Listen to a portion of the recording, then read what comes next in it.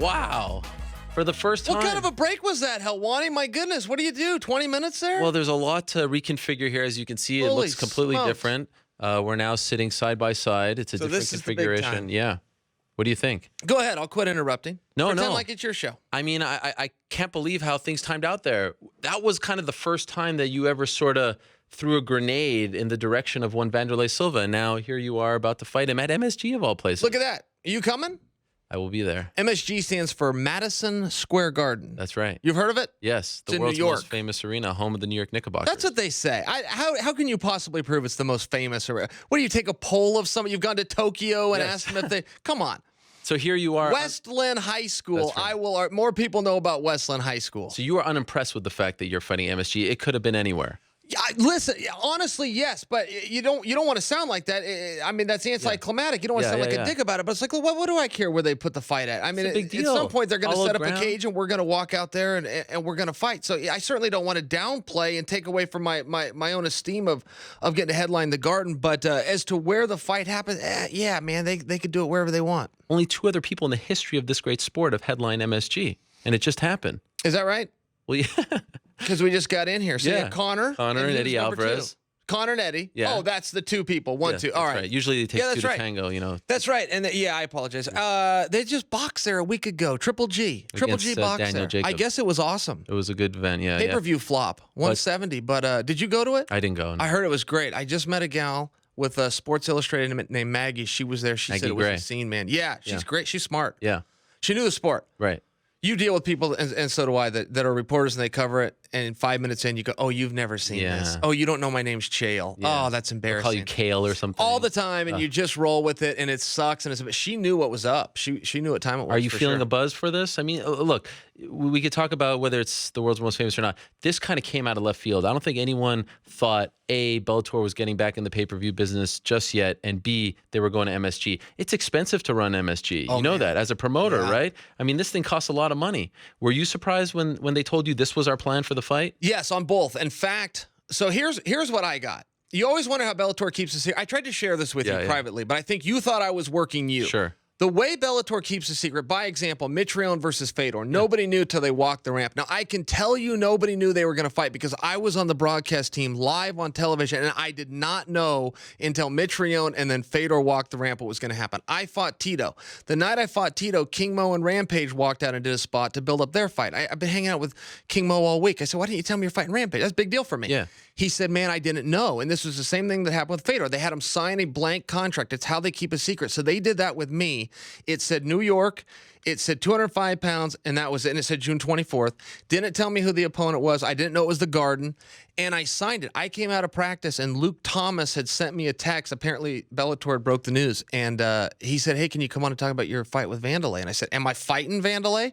So that's how it stayed a secret. Wow. And then I didn't know it was the Garden. I thought that was a big deal. I thought it was a big deal that they came in, booked the Garden. Yeah. Pay-per-view, always a big deal. And, it's been a good energy, man. People are pumped about it. But Bellator's been doing that. I'm brand new at Bellator. Came in November. First show I did was a commentator. I did it at the Mohegan Sun. Second show I did was San Jose. So opposite sides of the country. Sold out the Mohegan Sun for Phil Davis main event. Sold out in San Jose on the West Coast to watch Chandler fight. So, yeah, man, they're gaining steam. Okay, so we have a lot to talk about, and I've been waiting to talk to you. I was waiting for the right opportunity, and I'm glad that we're doing it in person. Before I get into everything, I don't want to forget, because we're going to get on a roll here. Dylan Dennis mentioned that you had some breaking news regarding him. So can you tell us, just so we're still on that thread, what is the breaking news? Submission Underground 4 is going to be May 14th, live at Flow. Flow Combat, to be exact. That site's still around? I'm kidding. I'm joking. That site's kicking ass, man. Dylan Dennis is going to be taking on none other than Jake Shields in the main event. Wow. Co-main event will be Paulo Meow. He is going to be taking on the California Kid, Uriah Faber. Whoa. Plenty more matches on that card. Nathan Orchard, Perez. We got more matches to announce, but the main and co-main, yes, Dylan versus Jake. I'd like to say this about Dylan, because he does rub some people the wrong way. I will just tell you, behind the scenes, that dude is the real deal. He will come on and talk tough, Behind the scenes, he will sign the contract and do the heavy lifting. And I cannot say that about everybody from grappling. I have been so disappointed with grapplers. The biggest bunch of wusses I've ever met. I thought fighters were a bunch of wusses. The grappling community is the biggest, fakest bunch of tough guys I've ever met. And you cannot get any one of those cowards to do anything that involves putting their reputation on the line. Dylan Dennis will do it against anybody at any weight. Did you try to do him versus John Jones? No, we never tried that. Now, he wanted that. He wanted that match. Gordon Ryan, Gary Tonin both wanted that match. And John was all for it. John didn't have a problem, but no, we were never behind it. We did try to do Mitrione and John Jones, and that may still happen down the road, but you saw what happened with Mitrione. Sure. And no, we did not try to do it. But he did. He was on board. So the last time we spoke was the week of your fight against Tito Ortiz. So you had yet to really go through a full Bellator fight week as a fighter. Being in the UFC for so long, in hindsight, what was it like? Were you impressed? Are there still some things they have to work out? Is it a well-oiled machine? I mean, just that experience of going through the entire fight week. What was that like for you? Changing scenery after all those years with the UFC. So you actually asked me a question that I thought you were going to ask me about my own preparation. However, yes, it's a very well-oiled machine. Like as far as being in the back, you know right where your cues are. You've got your room, your locker room. Commissions largely run that. They just kind of tell you, Bellator just kind of tells you when to walk. It's great. So many people ask me the differences between Bellator and the UFC, and it's a really hard question because, Errol, there's so many similarities. You know, don't forget, Scott Coker. Scott Coker, when they bought Strikeforce and Dana brought it, and Dana's the mastermind of this whole sport, right? Nobody knows more than Dana. Dana saw a problem right out of the gate, and he did his best to put Coker on the shelf because he knew, look, there's no reason to smarten this guy up. This guy's already a smart guy. He's only got X amount a month non-compete. We're going to be seeing him again. That's a tremendous compliment. Dana knew there's no reason to make this guy any wiser than he already is. So, I mean, he really knows the game. He has a lot of similar employees. He's got his own team around him, but they have traded a little bit.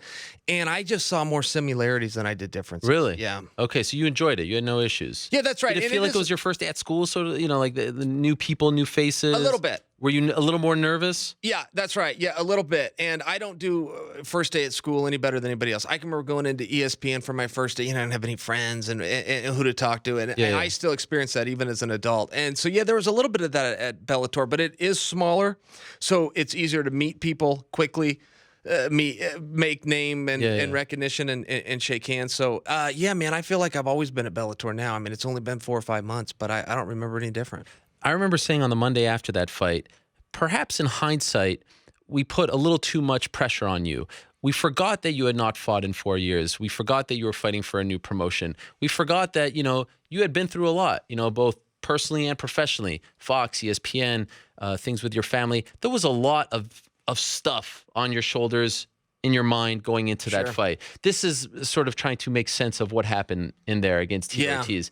Is it fair? I mean, I'm not trying to give you an out or make you say any excuses, but did we expect a little too much after such a long layoff? I don't think so. Okay. Ring rust was a real thing. Yeah. And I didn't know anything about that. I denied it. I've heard other fighters deny it, and then when they come through it, they go, "Oh my goodness!" Can you do me a favor? Can you put your phone, because it's like right on your thing, and I'm like thinking of right on my crotch there. Cancer. I'm sorry. Here, let me turn very that nervous. Really, I appreciate you thinking of me. I'm worried about. We don't want you. my testicles to get cancer, do we? Can you put? Thank you, Hawani. Appreciate that. So let's see here. So yeah, the ring rust was a real thing. I didn't know anything about it. I denied it, but it is a different speed. Tito sucks. I mean, Tito's so bad. And when you lose to a guy, then you suck. That's the way it works, man. I wouldn't put that guy down without putting myself down. Tito is the worst fighter I've ever fought, but now that makes me the worst fighter. And I just didn't know that about myself. You know, I had good rounds in practice, and you get a little bit older, and I haven't done it. And the second that fight ended, I was like, oh my goodness, just please, I need another chance. Now I know all the things that I forgot and all the things that I took for granted. I tried to fight Fedor a couple of weeks after that, and it didn't have anything to do with Fedor. I mean, I was trying to help the company save the show and those type things, but I wanted in there so bad. It's like, wait a minute. It all came back to me. I was walking in the back after Tito, and I'm going, you know, that guy, he was so bad. And it just came back. I don't really know how else to say it that. I don't know if that's a great example, but that was my experience. And I don't think there was too much on me. It was a good spot. And don't forget, it was 3 rounds. That's a fair thing to ask of a guy. Got to headline the show, which added to my motivation. So I don't think anybody put too much on me. It's just the reality is that that's where I was at. Do you still feel like he sucks, Tito? Oh, Tito's terrible. And yeah, Tito was absolutely terrible. I was in the fight with him. Yeah. And that fight ended, and some people said it was a fixed fight, Yes, to use I wanted that to term. ask you about that. And it's like, guy, I don't know how else to. When you fight so poorly that some people can't imagine you fought that poorly, they think it has to be fit. That's not good. On some hands, it's funny. We can sit here and laugh about it, but that's how bad it was. And there was one situation with Tito where he yelled tap, and I let go. And if you watch the video, it like shows his hand. I didn't think his hand was tapping, but like some kids could break it. Yeah. His hand did this, but I just have to say, in fairness, this doesn't always mean tap. Sometimes this can mean other things. You've seen Diaz slap a guy. Yeah. You know, every time your hand does this, it doesn't mean tap. However, that also does mean tap. So that was taken a little bit out of proportion, and I thought that it took away from Tito's win. I didn't think that was right. I thought that, hey, listen, he won. That's just the way it goes. And you got to give a guy. If a guy has, because I've had that go both ways too. I've been in fights or wrestling matches where the other guy was better. I knew he was better, but I won. But it's my night. You got to give me my night. Goes both ways. Was that weird though for you? And maybe weird is putting it kindly. Like when you have actual colleagues, other fighters, Dan Hardy, saying that this looked like a choreographed fight, and fans just throwing, oh, this was fake. This was fake. I mean, that's kind of an insult, right? Oh, I have to think so. But again, you got to understand, if you're being very candid about it, if your performance is so bad that there is no other explanation and somebody just goes, that's what happened. You want to hear something on the other side of it? I have been in intellectual conversations with smart people like you, about John Jones, where you're trying to explain how he's so good. And I can't make sense of it. It's not because he's experienced. It's not because he's worked so hard or paid some price. And I have had people tell me he was just chosen by God. God has just decided to make, and I've accepted. I've been like, yeah, that's what it is. And I go, well, no, wait a second. God doesn't care who's winning a fight. But I have no other explanation for why he's so great. So I'm using the other end of the spectrum. But I have defaulted to divine intervention. Huh. And that's what because sometimes you can't explain it. Sometimes you go, look, I'm watching the same video as you are. I see what you're seeing. That's not what happened, but I get it. Was that the lowest moment of your career as far as athletically? I mean, you've lost to some of the greatest ever, but considering how low you think of his skills. Yeah. So I'm a performance guy. I'm not an outcome guy. Like when I sit and I think about it or have my proud moments, it's where did I perform well? And then if the outcome took care of itself, great, good for me. Or from a wrestling perspective, if I had more points than the other guy, then good for me. But some of my best wrestling matches, I lost them. But boy, I was proud of those. I had really good performance. Then you try to trace it backwards and go, okay, what happened? What did I have for breakfast that day? How much did I sleep the night before? Was there some song I listened to? Why did I have such a good performance? And if you ever lose a match, but you went out and you really performed well, you can sleep easy at night. When you don't bring your skills, it's very tough. And so intrinsically, that's just what I dealt with, where I went, oh, my goodness, I worked so hard for this. I was prepared. I had great coaches and great partners. But you got to go out there and perform, and it's so important to do. And I think of myself as a performance guy sometimes where I haven't felt good, but I've stepped up, and I'm proud of that. And when you go out and you step down, yeah, man, you do some soul searching because you don't want it to happen again. It's very embarrassing, and it's a letdown, not just to you or to your fans, but to your coaches. My coaches put in a lot of time with me for very little thanks. And I do feel that I owe it to them. I owe them a performance, and we don't give it to them. There's nothing you can do, Ariel. You just walk away and you try again. So, with that line of thinking in mind, would the first Anderson Silva fight be one of your favorite fights because the performance was great? You fell just short. It was one of your finest. I mean, I appreciate you saying that. Is that not? That might be a good example. Here's the reason I can't answer your question. I never watched that fight. I remember coming out of the ring that night, and the first person that intercepted me was Joe Silva. And I just thought it was such a boring fight. And I said to Joe, I'm sorry. And I'm never the guy that goes, oh, sorry, so you pat him on the back and go, no, you did a really good job. I thought it was just a slow-paced, boring fight. I did not know until the reception that people gave. They gave me fight of that night. They brought it into the locker room. That's how they used to do it. And this guy comes up and he says, Lorenzo and Dana want you to have this fight of the night. I thought, that's a consolation prize. That was a terrible fight. And then other people told me how great, including later, so thank you for bringing it up. But I just didn't know in the moment. You don't really know. I didn't know how bad the Tito fight. I didn't know any of that until it was after the fact, and I didn't go back and and watch that match. I have a hard time rewatching matches, but You've never watched the Anderson fight once? I never watched it. No, on like a slow day. Let me just see this. no. And It was 99% in your favor. yeah, thanks. And when I got ready to fight him the second time, the UFC, as part of their marketing, made me sit down and watch that fight and then give an analysis, and I couldn't do it. I tried so hard, and I think it's a weakness. I don't think it's a good thing. I think you can get better by watching your tape. Yeah. Win or lose, I think it's a good thing to sit down, use that technology, get with a coach, take some notes, and get better. I think it's a weakness of mine. But either way, I can't rewatch. Man, I get nervous. My hands get sweaty. With that particular fight or all your losses?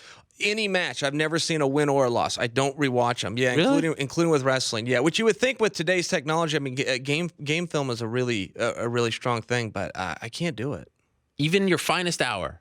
Yeah, my finest Nate hour. Marquardt or Dan Miller, one of these guys. Yeah, that's Wow. right. I can't go back and rewatch them. I'll even get asked about them. What happened this fight? And say I'll always give an answer, but in my heart, I don't know, man. I can't remember them. What was going through your mind when he's like celebrating his son's there and he's going all crazy? Anderson? No. Tito Ortiz. Oh. Considering how you feel about him as a Yeah. human being, was that Well- tough to just be in the cage for all of that? Yeah, you got to understand. He yelled tap, and that's hard. I let the So position you're saying go. he verbally tapped? Yeah, and my coaches Oh. even said, "Well, why you don't stop until the referee steps in?" It's like, man, I understand that. I'm not going to give a guy any more mercy than somebody else, but there is still some rules. You know, when a guy says stop, it's one of the only codes we go by. So I don't know that I wouldn't do that again. It's like if a guy says stop, you stop. And you got to understand, Tito has a bad neck. In real life, Tito has a bad neck. I want to beat Tito that night. I do not like Tito. I don't want him to have a bad life. I don't want him to go on with a bad neck. I just don't. So I don't know that I would do that any different. When he did that with his kid, I got the whole thing. I would have done the same thing. And you take it and it goes on. When we got into the back and he was still a jerk about it, that confused me. It's like, Tito, you're terrible. I'm the name that's going to move this company forward. You got to pass the torch. You know, if you're choosing to step aside, either way, I move forward, and so does the brand. And so there's an etiquette you have to do there. To be a dick in the back after you suck and you beat me. I mean, come on, this is a bad feeling for me. I beat you when we were kids in 40 seconds. I never brought it up, let alone rubbed it in after the fact. I thought that was very bizarre. He then demanded I apologize to him at the press conference. And it's like, Tito, you yelled tap, I let go. I physically tapped and you didn't let go. You know, if that would have been my knee, you remember Paul Harris situations or an arm or something like that, you really could have injured me. And I let go to not injure you. I was tapping and you didn't let go. The commission would sanction him. They would fine him if he wasn't retiring. I told the commission, we're good, man. Things were said. There's some heat here. We're good. And fortunately, because it was a choke and everything ends well, but it's like, Tito, we don't have very many rules, but we have to follow that one. When a guy says, I've had enough, man, he's had enough. Are you surprised that Big John, if you heard him say tap, that he didn't stop it? I mean, of all people. No. Well, so here's the thing. In fairness to the story, because I'm saying he said tap, but in fairness, Tito says I did not say tap. Tito said I said I'm fine. But he could be telling the truth. You know, if you want to be real honest about it, Tito could be telling the truth. He might have said, I'm fine. I thought he said tap. I thought he said tap twice. I thought he said tap, tap. He's saying he said, I'm fine. Well, it's the same amount of syllables. It's my opinion versus his, and I'm not calling him a liar on it. I'm just telling you what I thought happened, so I let the position go. And a lot of people saw it on TV, and it was the same time that he was doing this motion, so they thought he was signaling to me. This is all conspiracy theory, but you and I like conspiracies, right? So let's visit on it. They thought this was a signal to me to let the move go, and it's like, man, you're close. I let the move go because he tapped. And last thing on the fight in particular, that choke that you tapped to, is that something that you tap to usually?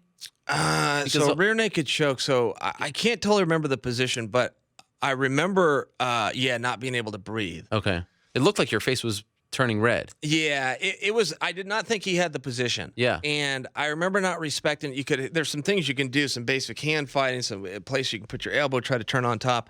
And I remember not respecting the position and just thinking he doesn't have it. And I was right. Like he didn't have it until he did. And I remember that moment going, oh my goodness, I'm going to have to tap. I was like, please, I'm going out.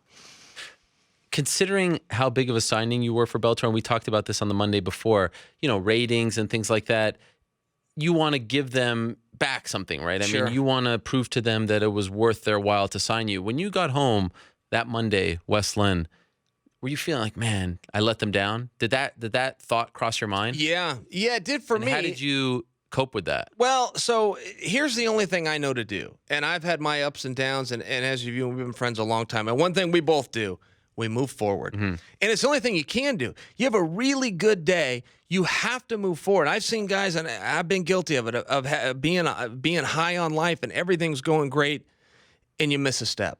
You don't show up one day. You relax a little bit. You rest on your laurels. You get comfortable.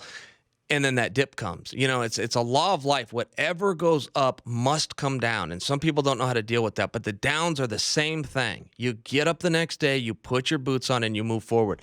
And but I do hear your point that yeah, man, I had plans and visions and a way I was going to do it. And when that stuff gets, when you have a bad moment, you got to say, hey, let me go. You got to start over sometimes. Yeah. And it was hard, particularly for me, just because of how I look at Tito. I look at him like he sucks. So when you lose to a guy who sucks, you got to face it that then I suck. Things have to change. Things have got to change. You beat a guy that's a champion of the world. You got to say, I'm the best fighter in the world. But you get the booby prize the same way. And numbers-wise, I mean, look, it was great. We did record numbers. We beat other promotions and everybody. We sold out a huge arena.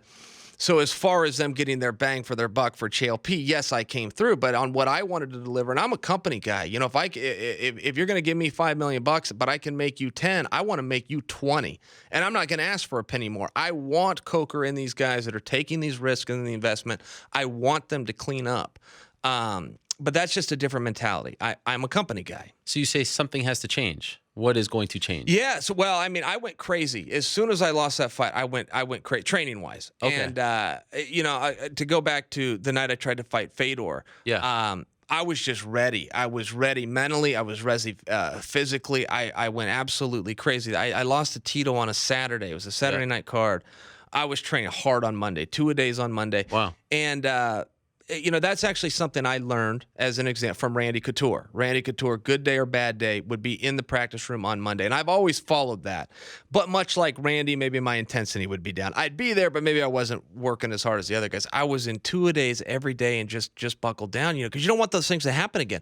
And there's no way to fix it. Errol, I can sit here and tell you I'm training so hard and blah, blah, blah. That doesn't mean you're going to win the next one, but you put yourself in the position to. Yeah. You do everything you can to create an environment so that you can be successful. And then you look at the scoreboards, and one guy's got more points than the other guy. Was part of the reason why you wanted to take that Fedor fight on hours' notice because you wanted to sort of pay them back? You wanted to make good on what happened January 21st in Inglewood, California. Yeah. Like, did you feel, okay, I need to do something to save this show? That's right. I think that's fair. So, a little bit of it was to pay him back. I mean, listen, at the end of the day, it penciled. Okay, everybody did great. But, I'm part of the company. The company needs a main event. I'm here. I'm licensed.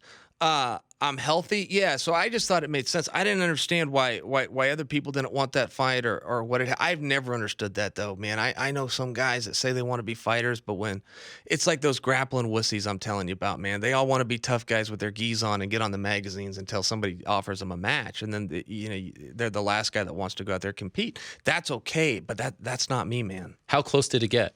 The Fedor fight. I went to bed thinking I was fighting Fedor. Now, The night before. Yeah, I didn't go to bed until about 12:15. I got out of a meeting with Bellator, and I left that meeting thinking I was going to fight. Now, they did not tell me I had the fight. It's just things were lining up, and I was the only guy there if Mitrione couldn't go.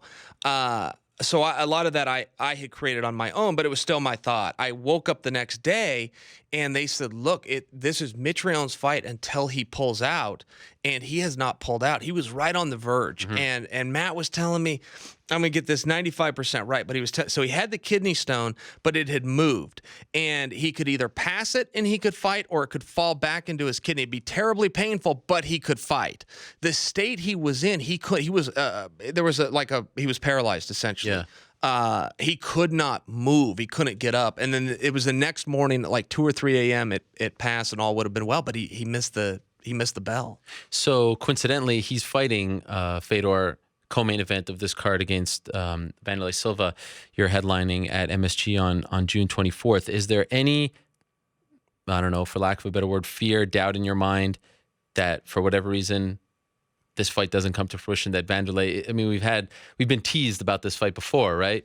With Wanderlei and I can't imagine it. I can't imagine it not happening. You know, I do not like Wanderlei. I'm not a Wanderlei defender. But if I was to be fair about his career, Ariel, I can't remember a fight he's ever pulled out of. I can't remember him doing that. If he has, I just can't recently remember. with Mirko Cro Cop. With Cro Cop, was that fight signed? Because I read they were going to fight on like New Year's, and that was a little bit weird. But to your point, just recently he did have something with Cro Cop. I don't know if that was ever signed, but I don't remember him bailing out. I just don't remember it could happen. I don't like the guy, but I also don't acknowledge that he's a chicken. I think he's a guy that goes out there and fights, and I'll definitely be there. This dates back many years. I mean, we showed that clip from 2011. Why don't you like him? What is it about Wanderlei that you do not like? We just could never get it right, and you know, I can't really remember where it started. I remember the first time I ever saw Wanderlei Silva. When was that? He walked into Randy Couture's gym. I was in there sparring. How long ago? No mouthpiece, so I was getting ready to fight Paulo Filho. Oh wow, WC. Yeah, and I don't remember when that was, but first or second? 2009. Okay. First or the second. But Just trying to paint a picture here. Yeah, a number of months apart. Right. Doesn't matter. I think it was 2009. He came in, I was sparring, I had no mouthpiece. And anytime you're sparring, you don't have a mouthpiece, not a good idea. Right. When you're at a new gym where you don't know the guys and you have no mouthpiece, you just shouldn't spar. But I was there, I had traveled, I had to do the workout. And I told Wanderlei, he came in, and that was Wanderlei Silva, you know, there's an aura about him, if you will.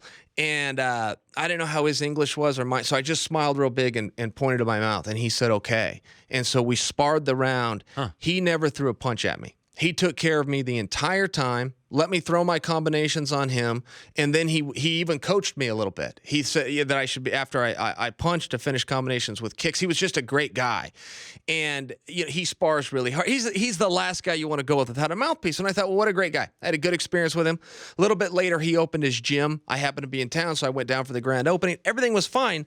I had my Anderson fight, and I was doing some kind of a press tour with Wanderlei, and we ended up in a van together, and we spent the whole day together, and he had his own videographer with him. And at some point, he cues the guy up, and he cuts like a promo on me, you know, tell me to watch my mouth, and you do these things in Brazil, and you lose your teeth. And he was doing this whole thing, and I just thought, Wanderlei, this is really weird. Because first off, you're telling me off, which is a little bit, that's rude. Second, we spent the whole day together. Like, we're in a van, man. Are you trying to start a fight with me in a van after we spent the day? And third, you brought the cameraman. Like, it's just weird.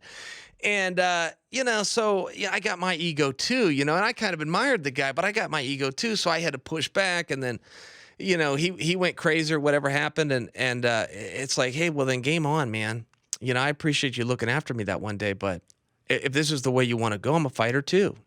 And so it all started there in that van. I think that was in Austin, Texas. Yeah, that's right. It was in Austin, Jen Texas. Wink was in the car. Jen Wink was in the car. And I just thought it was really inappropriate. It's like, Wanderlei, I get if you're trying to make a name, you know, and I was on top, but hey, you've been on top too. You don't need to get a name off of me. Man, you're still Wanderlei Silva. You headline some big cards, and you're going to keep headlining some cards. And I just thought it was a really weird thing to do, particularly that he brought the video guy. Yeah. And then things just went bad to worse. You know, you're going back a number of years, but I remember we were on the set of The Ultimate Fighter in Brazil. Yeah. And I was persona non grata in Brazil at that time. You're wiping your nose. Is that me? No. That's just me. Oh, your nose itches. Okay. I have a big nose. It gets in the way.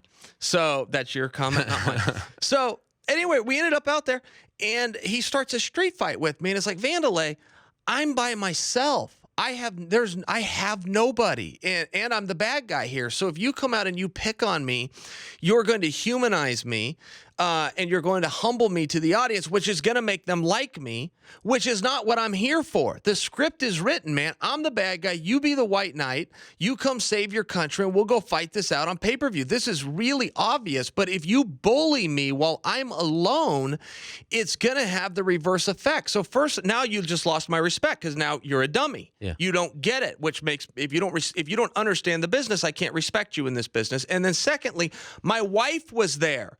You start a fist fight with me, which I end up getting jumped. One of his cronies jumps me in front of my wife. It's like, Wanderlei, I don't like you at all, but if you show up somewhere with your wife, we're doing it your way. You tell Chael to go stand in the corner with his pants down, and your wife's, I'm going to do it. I'm going to make you look good in front of your wife. I'm not going to start a fight. This is like bro code 101, and we don't have a bunch of honor, man. It's two thieves in this thing together.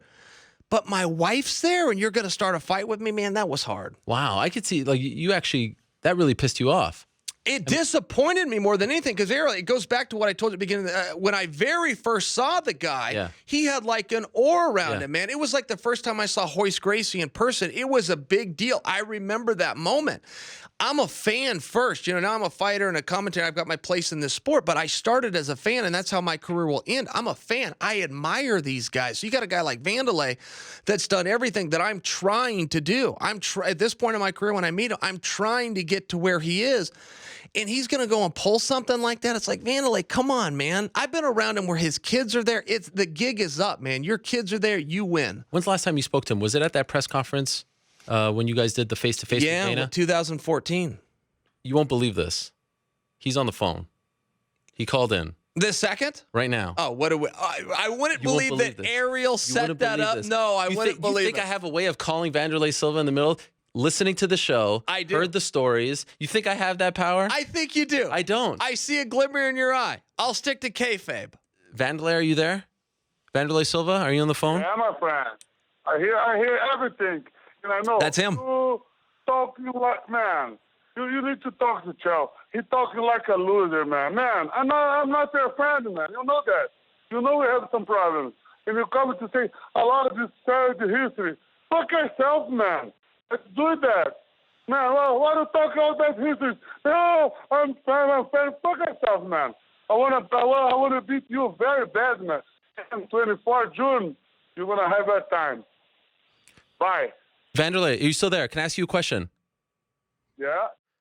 This story that Chael just told about the brawl on The Ultimate Fighter, did you know that his wife was there? And if so, do you regret going through that with him? Oh, man, no, come to tell this sad history. Oh, this, that. No, not ever, man. I am a man. He is a man. I have 2 balls. He have 2 balls. Let's do that. No. Have a reason to start to tell all this sad history. Right. Man, let's do it. Let's do it. Make the job. Make the good fight. Make you one of the biggest fights of the history. And I want to beat you so bad. Anything you want to say to Wanderlei, Chael? No. Can I ask you the same question, Wanderlei, before you go? And I appreciate you calling in. I asked Chael, why do you dislike Wanderlei? He told me, why do you dislike Chael? Man, Oh, we lost him. we are the top fighters in the world. We're gonna make one of the biggest fights of the history. You know, one of the most famous arenas in the world. In that day, Bellator is going to be bigger than UFC. We're going to make UFC, we're going to make Bellator bigger than UFC in that day. For the first, in a lot of times, but that day, we're going to make one of the biggest events in the world. And I wanted to tell just one thing for you, Chael. Let's go, stop to talking, let's go training, because, man, you're going to be in trouble with me in June. Bye. Thank you, Wanderlei. Bye. Did you get that? I got that. The message at the end? It took me a second there. Wow, how about that? I thought because I thought it was a voice. So I was waiting for him to pop up. I thought, okay, what's Ariel pulling? That was Wanderlei. That was. Oh, you thought that whole thing was a rib? No, well, I actually thought it was. I thought this guy's really good. Yes, I thought it was a rib, but I was waiting for his face to pop up, and when it didn't, I was like, oh, Ariel's pulling one. Wanderlei's only been on the show once. I'm not a texting buddy with him. So how do you know it was him? Same way I do. It sounded just like him. No, in my ear they told me, hey, okay, Wanderlei just called in. All right, how about that? Pretty cool. That's something. I'm very happy for you. But you didn't want to talk to him. You know, I don't know what to say. I didn't know what to say that whole time. Are we doing a back and forth? Like, we have a press conference tomorrow, by example, out here in New York, but he's not coming. He's not coming? He's not coming to the press conference. Why? And then this is another reason I thought that was a rib. He's on the list. He's not coming to the press conference. So then I go from here to Chicago, Mo versus Rampage, live, free, and only on Spike TV. That's true, I heard. So I'm going out to Chicago for that, and we're going to do a face-off. Everybody that's on the pay-per-view, everybody that will be at the press conference, will be. Wanderlei's not coming. It's like, Van, what do you mean you're not coming? Who misses a press conference in New York City? Who doesn't go live on Spike TV for some kind of a promo? But he's not coming. But here he is on the MMA Hour. You pulled off what MSG, finally, and frankly, what Spike, even Friday with Mo and Rampage, By the way, I didn't pull off anything. 9 p.m., 6 in the West. He listens to the show, clearly, tunes in. He's on the show. You pull it up. How did I time it? How did I time it that we were just talking about him and then there he is calling into the show? But you're a genius. Here's the thing. I'm not taking any credit. Here's the thing. I feel like you're taking the credit. No. I mean, look, the show is the show. It's a good platform. All right. I mean, could Joel pull something like this off? Let's not get into that. Let's not get into Joel. I mean, you talk about a scrub of all scrubs. I mean, the Job Squad. Tell that guy to get my name out of his mouth. Listen, honestly. I will tell him. Honestly. When you come to New York and find out that this guy is not coming to the press conference, this is shades of the Conor McGregor thing of a couple. Right. Like, are you saying I'm out of here? Why should I come from Oregon? Oregon to New York is not quite Brazil to New York, but I mean, it's not next door. I thought it was disheartening. I mean, I would have come either way, but I did think it was disheartening, and I thought it was confusing. It's like, hey, Wanderlei, not for nothing, but again, you've got two veterans of the business. Don't just forget the sport, but we both should know the business, but I feel like only one of us does. We are the main event at MSG. Fedor's got to jerk the curtain. In fairness, Fedor is a legend. Fedor's an absolute legend. You have some title fights going down that night, and we're headlining the whole show. There is an obligation that comes with that. You get on the airplane, you come to the press conference, and I thought that it was surprising that he didn't. So it's quite literal when I tell you, we couldn't pull this off. We couldn't even pull it off for Friday night during the Mo Rampage fight, and you just pull it off on the MMA Hour. So you see why I was a little bit cautious. Like when you said, hey, do you have anything to say to Wanderlei? I said, no, because I was processing in my mind, is this even Wanderlei? Yeah. Is this Wanderlei? But I believe that was Wanderlei. So it's a little deflating because tomorrow you're going to have no dance partner, right? Like you can't do the face-off, right?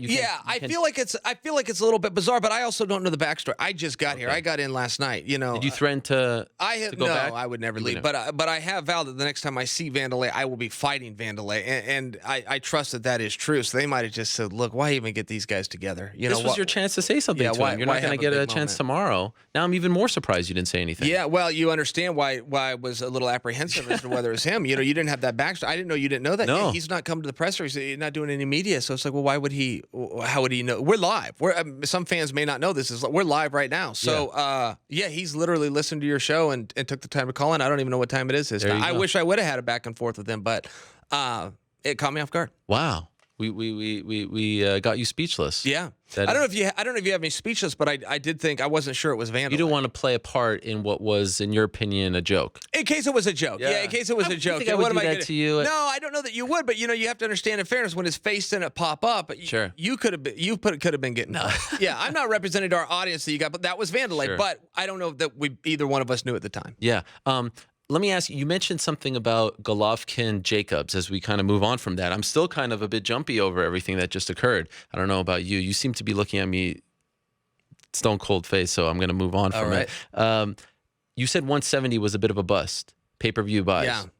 What's a success for Bellator's second pay-per-view? Oh, for Bellator. So let's see. Well, I mean, I guess it's like anything. You got to move forward. So you look at what their previous numbers were. You know what it was? Yeah, they did. I don't know if we're supposed to disclose this. They did Mo versus Rampage, and I was just given the information. They did 280, and for me that would be a success because for most, I can tell you for the UFC, the break evens about 200 is just kind of the rule of thumb. Yeah. So they did 280. We would expect more. I don't know what a good. I think that I would like to see. I think I would like to see 500,000. But they may have loftier goals. For me, I think that would be good because it is the second one. Don't forget, you've got an education process. I just came through. I'm going to tie this into something else. Errol, I just came through the Celebrity Apprentice, which bombed. We did terrible ratings, and a lot of people. That was Schwarzenegger's fault. Yeah, and right? a lot of people. Well, it absolutely wasn't, but they blamed it on Schwarzenegger. And I'm going, well, time out a second. When Trump did it, and I was a big fan of the show when he did it, so I always watched. I didn't have to bone up on it because I went on. I watched it legitimately, but it was on Thursday nights. And they had like 7 or 8 seasons, and it was always on Thursday nights. So when Schwarzenegger went in there, they moved it to Monday. And there was like an education process where you have to inform people this is now on Monday. I was on the show, and on Sunday, I knew it was that week. I thought it was Thursday. And somebody told me, no, it airs tomorrow. And I argued with them. And I said, no, the show's on Thursday. I was on the show, and I didn't know it was on Monday.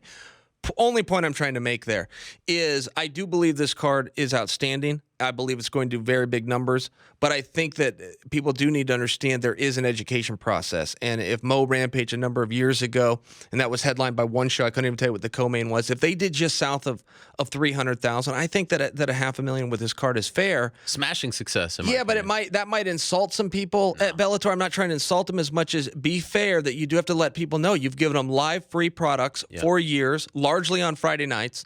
You are now moving to pay-per-view and you're moving to Saturday night. And the UFC has seen this in reverse. You'll remember when Brock Lesnar fought Overeem, mega fight, but they moved it to a Friday. Yep. On a Friday night, they did 560,000 buys. That was a success for them, but Brock Lesnar on a card against Overeem, particularly at that time, is going to do north of $1 million, but you move the night. Yeah. No, I mean, it's tricky because Bellator has always been that free TV, if you want to call it free TV, cable product, and now you're asking people to pay. Do you know how much? I could ask Scott this in a few minutes, but, you're kind of the... I don't, but I'm comfortable telling you $50. I mean, is that just what a pay-per-view is nowadays? Is that because they haven't officially said it? It wasn't in the press release. Is it $50? I don't know, but okay. I know I'm UFC is close like enough 60. that I won't hurt anybody's feelings. Has UFC moved up to 60? Yeah, with HD. Because you get it in HD, Yeah. and I always order it in HD. I can't tell doesn't? the difference, and I still get it in HD. Yeah, I know. That week was particularly weird for you. Did they time it to where your fight with Tito happened at the same time as you getting kicked off The Apprentice? I mean, it happened in the span of like 3 days. If they did, they'd have had to have major insider knowledge, because we're not allowed to tell. That was my third delve into reality TV, if you will. Ultimate Fighter 1 and the Brazil thing, and then this. But all the contracts were very similar, that if you tell anybody how this $5 million. Wow. UFC's contract is that way. In Brazil, with Globo is that way. And with NBC, it was $5 million. So I don't know of anybody of my castmates or anybody that slipped a secret. If Bellator had some way to get that knowledge, I'd be stunned. I think it was just you regret. And so the story is that you cheated, right? You yes. cut the Did you cord. see it? I did see it. Hey, good move by me. I mean, it was controversial, and it certainly got Good a move lot though. of Did you like it? Good for TV. Good for TV, but you got kicked out. Yeah, How but much money is at stake, by the So way? here's what you have to understand. On that show, Yeah. so it's called, they do what's called equal nations, which is a legal term in California, which is everybody's treated the same. If you win the show or you go out on the first day, everybody so then of gets course the it was a same. good move. Everybody gets the same hotel, everybody gets equal nations clause.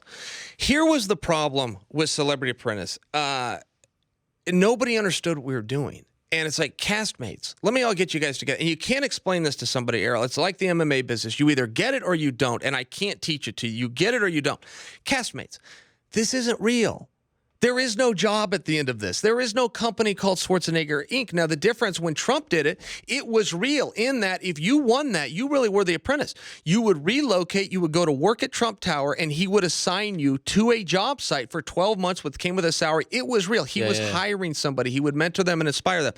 This isn't real. This Celebrity Apprentice, the only thing we're after is ratings. So let's go out and let's give some people some ratings. And it was so tough with my castmates because they were so worried about how they'd be depicted. And it's like, guys, forget about how you're depicted. We're all hired by NBC. We're all here to do a job, which is to deliver. This is a ratings grab, and that's okay. But that's what it's represented to the viewer as, too. So let's give them what they want. Let's make some TV here. And you just could not get these B-level celebrity wannabes to go along with it, man. They were all so tied to it in their image. And it's like, but guys, this isn't real. There's not really a job. However, you might be around next week. Right. So let's go out and let's make some television. Right, and you did. I mean, that's we made great TV. Yeah. Highest rated of the year, of the season, for sure. I mean, not even close. Knew it was going to be going in. And it's like, hey, guys, you're missing an opportunity here. Let's build some TV. And we had some other storylines.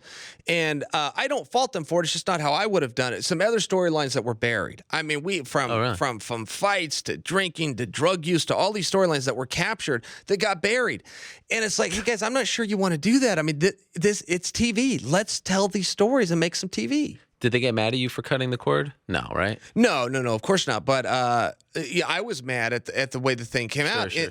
Only in that it's like, hey guys, I know what the ratings are. This is all going to come out. That's the single greatest thing that's happened here because it's so dull. You know, everybody was so dull because they missed the point. This is a ratings grab and it's nothing else. So let's go out and create some TV.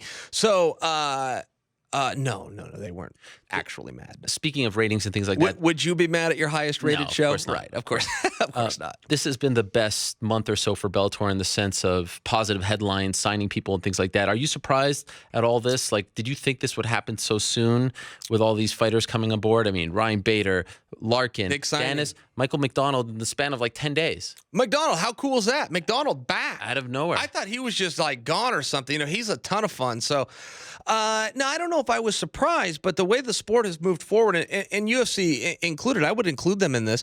I had no idea, 20 years ago, even 10 years ago, that it would be as big as it is or that the opportunities would be here. I do some commentating, and, there was never once in my life that I dreamed of being a commentator because that didn't exist. Those opportunities weren't even there. And, the UFC moved forward so fast. Bellator and Spike have moved their company forward so fast. Selling out arenas, as I told you at the beginning of this interview, from the Mohegan Sun to San Jose is really a remarkable thing. I think this Mo Rampage fight, for me, it's a big deal because there's always a spot for Rampage. Always a spot when Rampage is going to go out there. I think that it's at heavyweight. It makes it very intriguing. We saw the first one, but now you're changing the weight class. Is that good for Rampage? Is that bad for Rampage? Historically, that's bad. When a guy comes in that big, it's bad, but he's very cognizant of it, and he thinks it's going to help him. I think you got to take him at his word. This Bellator has made so many interesting moves, and going back to pay-per-view, I can tell you when I signed with them, I had no hints or indications that they were going to go in that direction. I thought that it was going to be just the ratings and gate business. Coker plays things very, very close to the chest. So I don't have like insider knowledge that I don't share with you. He doesn't share it. He keeps his cards tight and he makes his moves, but he's got some visions, man, and he's carrying through with them. The topic du jour is we're moving away from sport. We're going more towards entertainment. I mean, you got the entertainment side of things better than anyone. I remember before that Yushin Okami fight, you blew my mind with the way you talked about it, the build to the fight and how you were frustrated that he wasn't pulling his weight. So you've been talking about this before anyone.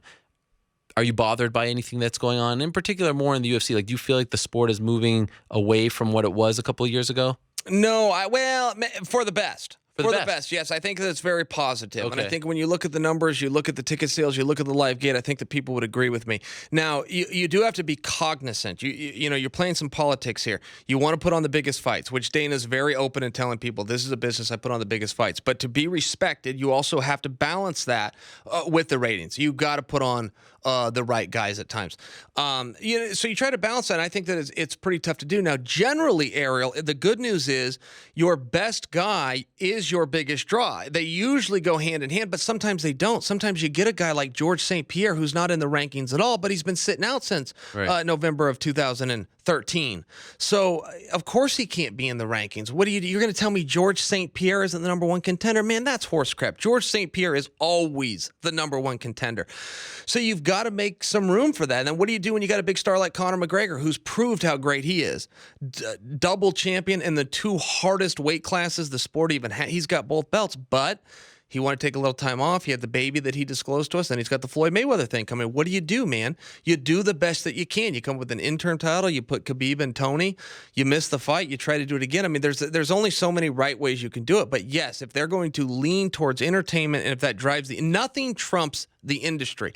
I see these prick fighters all the time. We've got them at Bellator. The UFC is plagued with these bums that they think they are bigger than the sport. Nothing is bigger than the industry. Guys like you, guys like me that do other things outside the business, nothing trumps the industry. And if you try to put yourself or your own knowledge or whatever matchups there are, or how long you need for a training camp, if you try to put yourself in front of the industry, you do not have a spot in it. Conor Floyd, you tweeted about it. You said it's on. That fight's happening. Aaron, this deal. is really weird. No, see, here's the problem. So we've got the who and the what. We don't have the where and the when, so you can't really do a story until you have a venue, until you have the where and the when. But here's how it worked, and you'll co-sign what I'm going to say. If you hear a fight is going to happen and you're a responsible reporter, you're going to get as close to that source as you possibly can. And generally, it's going to be a trainer. It's going to be a manager. It's going to be a coach. It might be a girlfriend or a wife. If you actually get a hold of Conor McGregor and he tells you, yes, it's happening, you report it. In this case, we've got a hold of Conor. He's told us yes. We've got a hold of Floyd. He's told us yes. So you either report that the fight's happening or you're calling these guys liars. It's one of the two. Either Conor and Floyd, who have both said they're going to fight each other, are liars, or you report that it's happening. Now, yes, I do have the source. As you well know, you never give up your source. Mine's at the ticketing company. He said, go ahead and out me. He said, go ahead and out me. I'd love to be part of the story. Just leave my name out of it. But they were submitted what's called a build. And in promoter talk, that's the first thing that you give to the ticketing company, which is where you get your fire marshals involved, figure out your capacity, show them the layout, where the ring's going to be, where the walkouts are going to be. A build was submitted for that event. That does not make it factual. I have to admit, that does not make it factual, but I believe it. Wow. And on top of that, Ticketmaster, the guy at Ticketmaster, that's not who's going to be doing their tickets, but his counterpart revealed this to him. But I would tell you this, Conor and Floyd said it's happening. Where in history of fighting have the two main principals said yes and a media guy didn't come out and say it's happening? You either announce that fight or you're calling Conor and Floyd liars, which is okay because they both are at times. So, I mean, but those are your options. Do you know when? No, I don't know when. I read a report that it was going to be June 10th, but I don't personally believe that. I don't think it'll be June 10th. Conor came out and said that it would be later in September. And don't forget, the only divisible here that was separating this was Dana White for the longest time. Yeah. Now Dana White's come out and said yes, and people still won't report it. Are you surprised? So we've got Dana that's saying, yeah, go ahead. We've got Conor and Floyd saying it's on, and we don't have a media outlet out there, aside from me, that will come out and put their name behind it and say it's on. But I'm told it's not done I will yet. Tell you it's on. That's my reason for not reporting it. Sure. Are you surprised he's saying yes? Well, and if you're going to do it, Errol, in fairness, you do need a where and when. You do need to have that date signed. So I can understand that. Am I surprised Dana said, yeah, a little bit. I'd like to know the backstory. Is he co-promoting? You don't text anymore? Is he going to be the straight? Well, I haven't asked him about it. What am I going to text him and say? Give me some scoop. Give me some scoop that you get him on your show. You never had him on your show. Right? Should we call him right now? No, I don't think so. Why? I mean, are you on bad terms with him? No, I just don't think he would appreciate that. Are you scared of Dana? Not at all. You sound scared of Dana. You can call him. Huh? Go ahead. Do it. I feel like you check it out. It's your show. I was trying to get you a boost there. You don't want to do it? Go ahead. Huh? What should we ask him? Why did he agree to let this fight happen? I feel like you missed your mark. I feel like maybe you did. I feel like the real miss mark was when you didn't speak to Wanderlei when he called in on the show. I think that was a missed opportunity by me.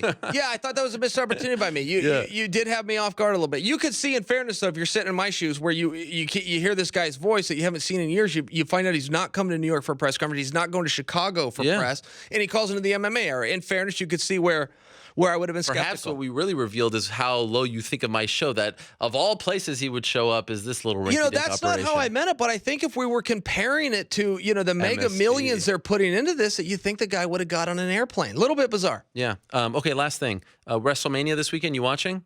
So next weekend, April 2nd. Well, this coming up. Oh, geez, it's already here. You're completely correct. I didn't know it was coming that fast. Yeah, I will absolutely be watching. I love that Shane is back. Yeah. I also love that Shane will do the job. He's the only one in that family whose ego will let him put business first. I think the matchup's great. And then, you got the Relic versus Brock, but I don't know what's going to happen there. Relic? Goldberg. Oh, Goldberg. You got Goldberg versus Brock, and in any normal circumstance, you and I would sit here and go, oh, yeah, Brock's going to go over. And I do agree that Brock's going to go over, but they at least created that I'm not sure in your mind because they had Brock at squash ties. And I'll remind you this. When Goldberg signed on, it was to take him through WrestleMania. So when he squashes Brock, the very first time he did it was obvious, okay, he gets his payback. But they're a public company now, so this information's hard to keep quiet. They just signed Goldberg to an extension. So does Brock go over? Yes. Does Brock beat him clean? Yes. Is there enough speculation based on what I just told you that Goldberg got an extension and they love to swerve the fans at WrestleMania? Is there enough there to make us all tune in and buy? Yeah, I think so, man. They do crazy stuff at WrestleMania. It'll be clean. There won't be interference. One guy will win. It should be Brock.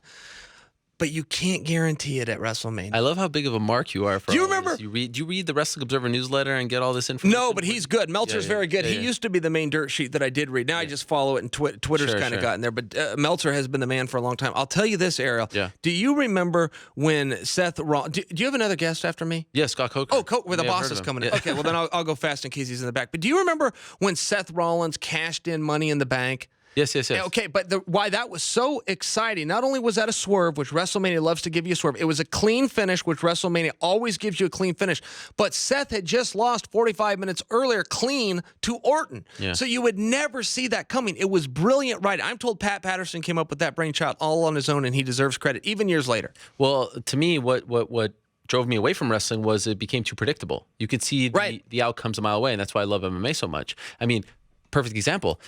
This is an old school. I'm surprised you didn't make the connection. This is an old school, like Memphis pro wrestling match we're getting Friday on Spike TV.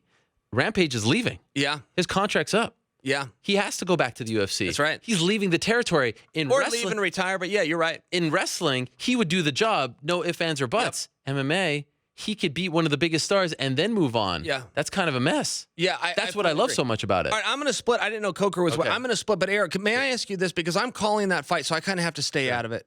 Will you give me a prediction on Mo versus Rampage? I don't do predictions. You stay out of predictions. I don't do predictions. Don't you? Will you agree with me on this though? Can we both agree the weight is the biggest storyline here? Because even if you go back to that first fight, which was controversial and leaned towards Rampage, even if you go back to that and use that as a historical, tracking point to tell you where this fight's going to go, the weight does change things because Rampage on that conference call, and I think this is gamesmanship. We're going to find out Thursday. Rampage claims he's coming in at 260. Now I was just with Rampage about 3 weeks ago. He's not 260, but the point is he's coming in big. So that either helps him or that hurts him. And I think that's the storyline. Am I wrong? No, that's a great. I mean, we talked about that with Mo on the show because sometimes with like BJ Penn, when he fights at 170, he just isn't as motivated. So sometimes people use the extra weight as a chance to lay off the gas. Let me say this one last thing before you go. Friend to friend, one thing that I have always admired, maybe the thing I admired most about you, is your ability to move on from things. I was so impressed with how you moved on from the Tito fight. I know that means a lot. In your personal life, you've been through a lot. In your professional life, you've been through a lot. You show us, and this is a big thing for me, dating back to how Ronda dealt with her losses, Conor dealt with his. Dominic, I thought, was phenomenal. It's very impressive when you're talking about, the stars of the sport, how they deal with things and in particular adversity publicly. And you do it better than anyone. And people could take shots at you and say you don't really care. I know how much you care. I know how much that loss meant to you. And it was just really impressive to see how you showed up, you faced the music, and now you're moving on to June 24th. So kudos to you. And I don't know how you do it, to be honest, because just being frank, you have been through a lot. Sure. That's a tremendous compliment. I appreciate that. Kudos from to you. If I may respond to that, just for your listeners, you have good days and bad days. And what do you do on a good day? You get up, you put your boots on, you go to work. What happens on a bad day? You get up, you put your boots on, and you go to work. My father was a plumber.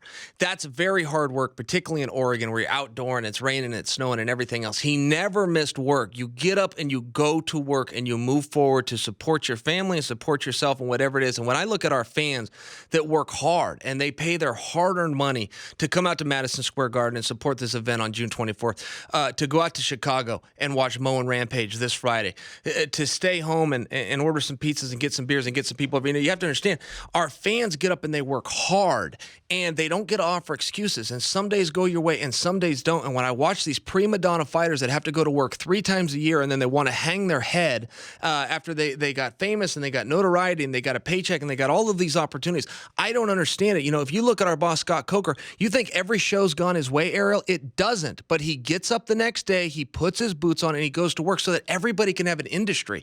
And it's so important to do. That was a tremendous compliment you just gave me.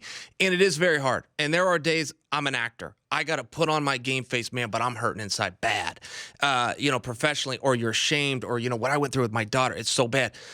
But you got to become an actor. And what the great actors in Hollywood do is they become people they're not. A guy will become a cowboy, even though he's not really a cowboy. You become that person. And sometimes, man, I'm faking it until I can make it, and I'm putting that face on.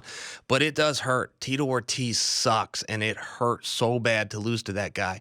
But what are you going to do? You're going to get up, and you're going to go to practice, and you're going to try to get better, and you're going to try to put yourself in the best opportunity for success in the future. That's all you can do. Well said. Great Boom. words to end with. Do you want me to call? Should I call Dana to do that for? Nice. I feel like because you brought in Wanderlei. Wanderlei, Dana, call Dana White. Let's see what happens here. Scott, what a great introduction for Scott Coker to come in on. Coker wouldn't be mad in the least. Coker go, hey, Chael, what Dana say? Is that boxing fight's gonna? Coker will buy tickets and go to the fight, man. Coker's a fan. He's probably listening right now. Oh, here we go.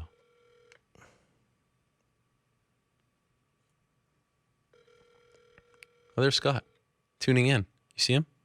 We're gonna find out if this fight's happening. Scott's right there. Oh, he just moved back.